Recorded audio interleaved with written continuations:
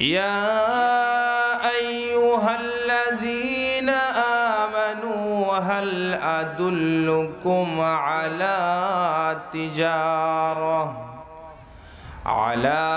تجارة تنجيكم من عذاب أليم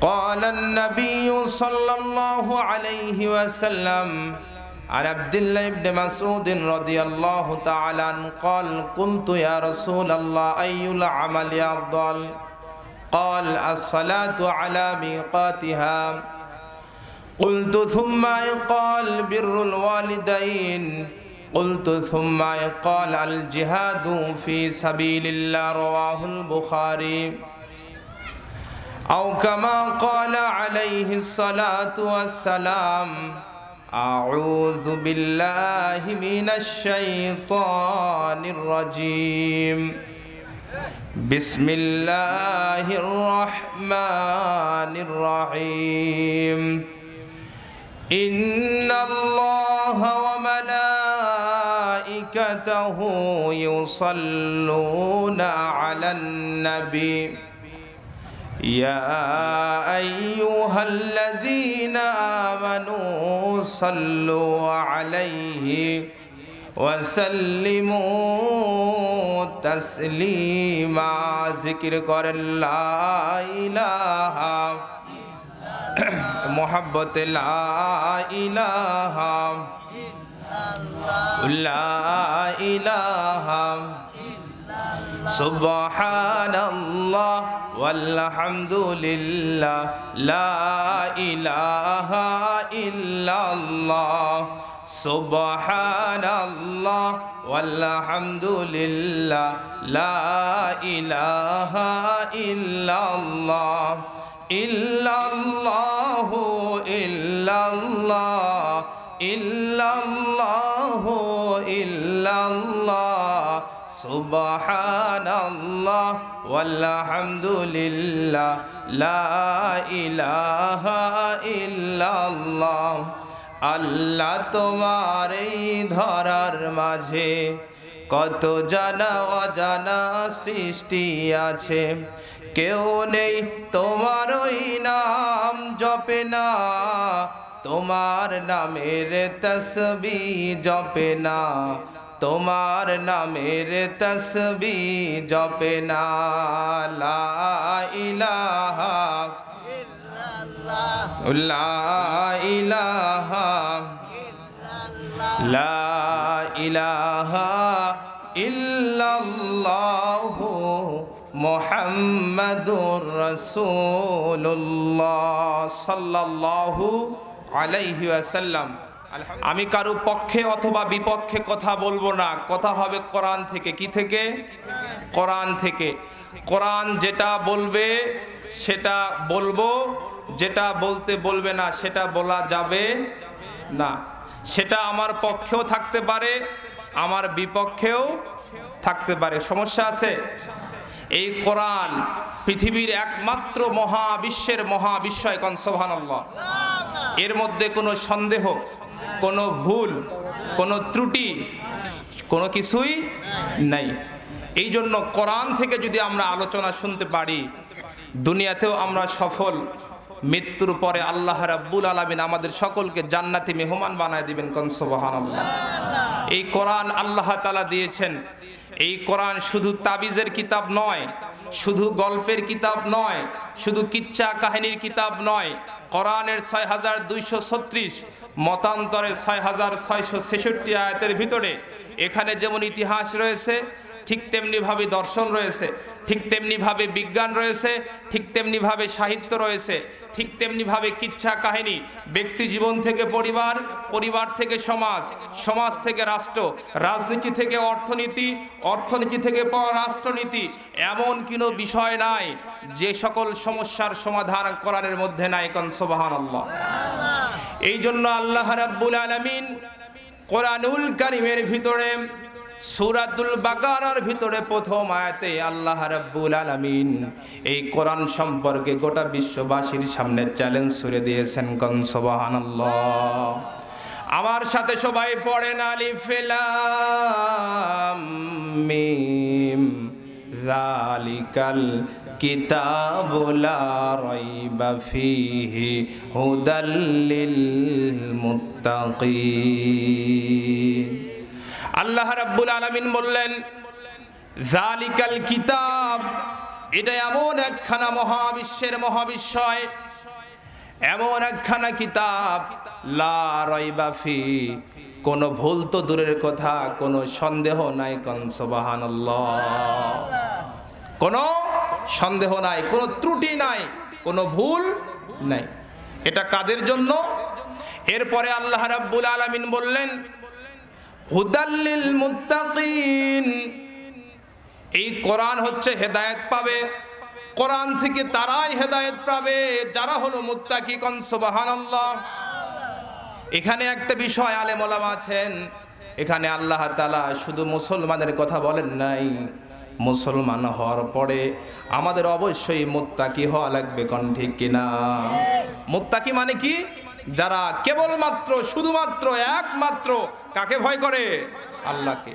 আল্লাহকে যারা ভয় করে, আল্লাহর উপর যারা ভরসা রাখে, আল্লাহর কাছে যারা সাহায্য চায়, তারা হলো মুত্তাকি। কোন সুবহানাল্লাহ।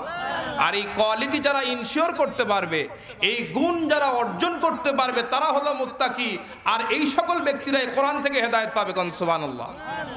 সুতরাং ভাইরা আমার, এই কোরআন যেহেতু কোনো ভুল নাই, কোনো ত্রুটি নাই, কোনো সন্দেহ নাই, সুতরাং যদি আমরা কোরআন দিয়ে জীবন পরিচালনা করতে পারি, ব্যক্তি জীবন থেকে পরিবার, পরিবার থেকে নিয়ে সমাজ, সমাজ থেকে নিয়ে রাষ্ট্র, রাজনীতি থেকে নিয়ে অর্থনীতি, অর্থনীতি থেকে পররাষ্ট্রনীতি, জীবন চলার সকল বিষয়ের সমস্যার সমাধান আল্লাহ রাব্বুল আলামিন ডিরেক্টলি অথবা ইনডিরেক্টলি, প্রত্যক্ষ অথবা পরোক্ষভাবে কোরআনুল কারীমের মধ্যে সব কিছু বলে দিয়েছেন। কোন সুবহানাল্লাহ।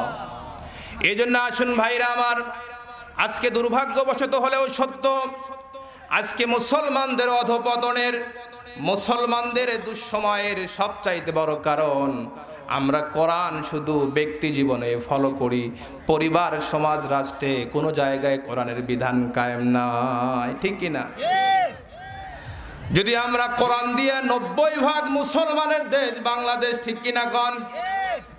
90% মুসলমানের দেশ বাংলাদেশ, অথচ বাংলার জমিন কোরআন দ্বারা পরিচালিত হয় না। অথচ আল্লাহ রাব্বুল আলামিন কোরআনুল কারীমের মধ্যে বললেন, আমার তৈরি করা আইন বাদ দিয়া, আমার তৈরি করা বিচার ব্যবস্থা বাদ দিয়া, মানুষের তৈরি করা আইন আর কানুন দিয়া যারা রাষ্ট্র বিচার পরিচালনা করবে, আল্লাহ রাব্বুল আলামিনের ফয়সালা, তারা নিঃসন্দেহে কাফের। কন্যা নাউজুবিল্লাহ। আল্লাহর আইন বাদ দিয়ে মানুষের তৈরি করা ম্যানমেড, মানুষের চিন্তা প্রসূত, মানুষের চিন্তা প্রসূত আইন দ্বারা যারা বিচার পরিচালনা করে, আল্লাহর কোরআন বলছে তারা মুসলমান না, কাফের। আজকে আমার দেশের বিচার, সুপ্রিম কোর্ট, হাই কোর্ট, জজ কোর্ট, বিচার কি কোরআন দ্বারা চলে না মানুষের তৈরি করা আইন? তাহলে মুসলমান, এই বিষয়ে আমাদের অবশ্যই চিন্তা ভাবনা করতে হবে। কোরআন শুধু নামাজের কথা বলে নাই, কোরআন শুধু হজ যাকাতের কথা বলে নাই। বিশ্বনবী সাল্লাল্লাহু আলাইহি ওয়াসাল্লাম শুধু মসজিদের ইমাম ছিলেন না, মদিনার রাষ্ট্রনায়ক ছিলেন। কোন সুবহানাল্লাহ। এই কথাগুলো যখন আমরা বলতে চাই, তখনই বলা হয় রাজনীতি। ঠিক কিনা কোন? আজকে আমার আলোচ্য বিষয় হচ্ছে, টপিকস হচ্ছে জিহাদ। ইসলামে জিহাদের বিকল্প নাই, জিহাদের কোনো বিকল্প নাই। জিহাদ মানে শুধু এটা নয়, মারামারি ফাটাফাটি, এটার নাম জিহাদ না। ব্যক্তি জীবন থেকে সর্বক্ষেত্রে আপনি যখন শয়তানের বিরুদ্ধে অবস্থান নেবেন, আপনি তখন মুজাহিদ। কোন সুবহানাল্লাহ। ইসলামী আন্দোলন বাংলাদেশের একটা স্লোগান রয়েছে, নফস ও শয়তানের বিরুদ্ধে 24 আওয়ার্স জিহাদ। কোন সুবহানাল্লাহ। তাহলে নফস এবং শয়তানের বিরুদ্ধে জিহাদ কতক্ষণ? 24 ঘন্টা। তার মানে জিহাদ শুধু ময়দানে নয়, আপনার ব্যক্তি জীবন, পরিবার, সমাজ, রাষ্ট্র, সব জায়গায় আপনি এক একজন মুজাহিদ হতে পারবেন যদি আপনি কোরআন থেকে মানেন। কোন সুবহানাল্লাহ। এই জন্য ভাইরা আমার, আজকে মুসলমান আমরা ব্যক্তি জীবনে কোরআন মানলেও আমাদের পরিবারে কোরআন নাই। ঠিক কিনা? আপনি মসজিদের ইমাম সাহেব, আপনি হজ করে এসেছেন, আপনি মসজিদে বসে তসবির দানা টিপেন, সুবহানাল্লাহ সুবহানাল্লাহ। আপনার বিবি স্টার জলসার জি বাংলা আছে না নাই? আপনি নামাজ পড়তে পড়তে কপালটা কালো করেছেন। ইসলামী রাষ্ট্র না থাকার কারণে, ইসলামী খেলাফত না থাকার কারণে, ইসলামী হুকুমত না থাকার কারণে আপনার সন্তানগুলি মাদকাসক্ত হয়ে গেছে। আপনার ছেলে স্মোকিং করে, বিড়ি খায়, সিগারেট খায়, আছে না নাই? শুধু যুবকে না, মুরব্বীরাও টানে, ঠিক কি না? আমি শেরপুরে এক দাদার সাথে আমার দেখা, সম্পর্কে দাদা করে বলি, বয়স প্রায় 80 পার, দাঁত অধিকাংশ পড়ে গেছে, তারপরেও টানতেছে। বললাম দাদা এই বয়সে? বলে ভাই কোনো কিছু খাইতে পারি না, এটা খাইতে সমস্যা হয় না, এটাই একটু খাই।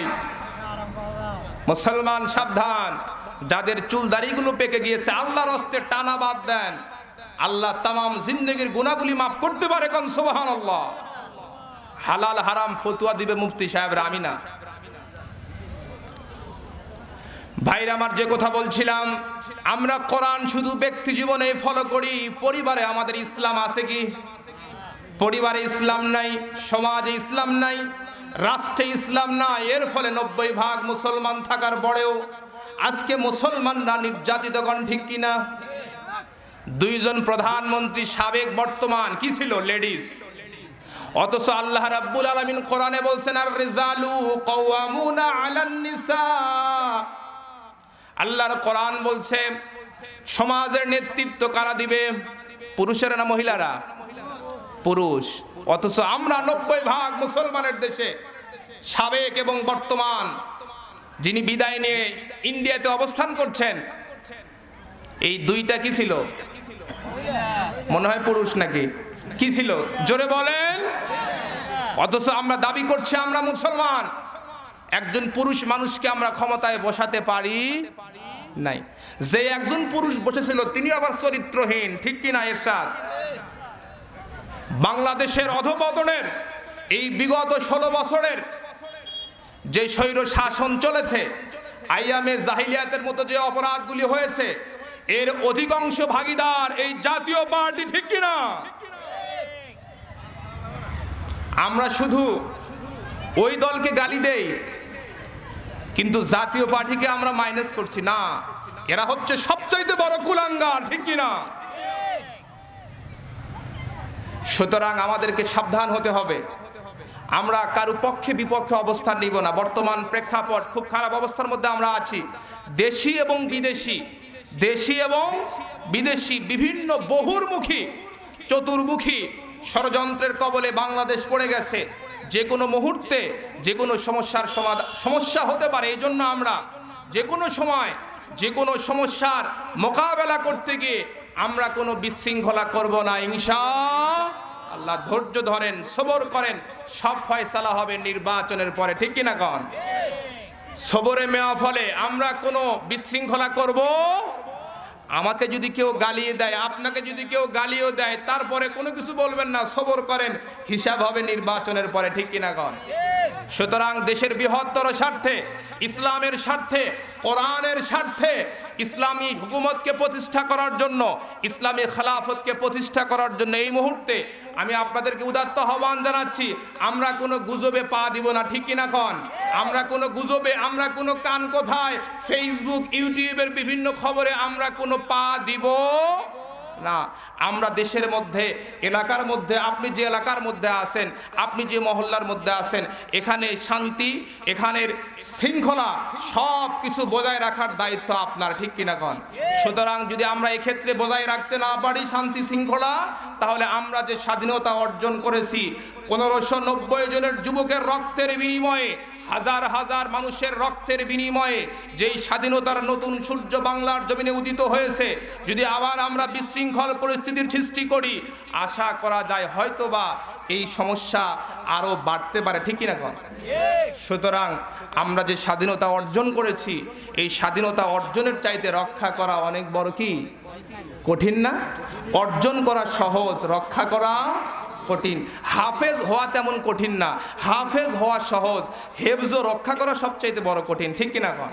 এই জন্য আসুন আমরা দেশের শান্তি শৃঙ্খলা বজায় রাখার জন্য সর্বদাই আমরা সচেষ্ট থাকবো।